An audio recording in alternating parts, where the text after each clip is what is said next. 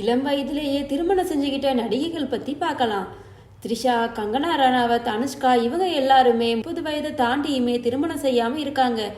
சில நடிகைகள் இளம் வயதிலேயே திருமணம் செஞ்சிருக்காங்க. அவங்க யாரெல்லாம் பார்க்கலாம். ஃபர்ஸ்ட் திவ்யா பாரதி. 1990 காலகட்டங்கள்ல பாலிவுட்டை கலக்குன திவ்யா பாரதி 18 வயசுலேயே சாஜித் நாடியா அப்படின்ற திரைப்பட தயாரிப்பாளரை திருமணம் செஞ்சுக்கிட்டாங்க. ஆனா திருமணம் செஞ்ச ஒரே ஆண்டுக்குள்ளேயே பால்கனில இருந்து தவறி விழுந்து உயிரிழந்துட்டாங்க. அடுத்தது ஜெனிலியா அவர்கள்.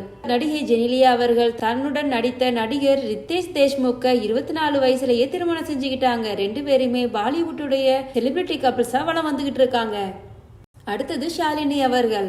ஷாலினியும் அஜித்தும் தமிழ் சினிமால செலிபிரிட்டி கப்பிள்ஸா இருக்காங்க. அஜித்தை திருமணம் செய்யும் போது ஷாலினிக்கு 1 வயசு மட்டும்தானா.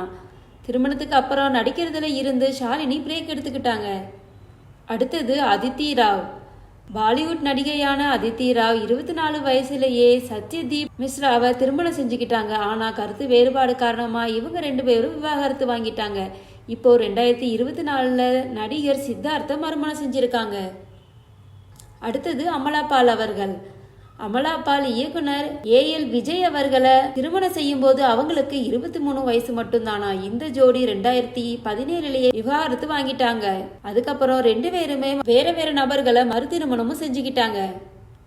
அடுத்தது ராதிகா ஆப்டே அவர்கள். ராதிகா ஆப்டே அவர்கள் பிரிட்டிஷ் வயலினிஸ்டான பெனடிக்ட் அப்படின்றவரை திருமணம் செஞ்சுக்கிட்டாங்க. 2012 இவங்க திருமணம் செஞ்சுக்கிட்டப்ப ராதிகா ஆப்டேவுடைய வயசு 27 தானா.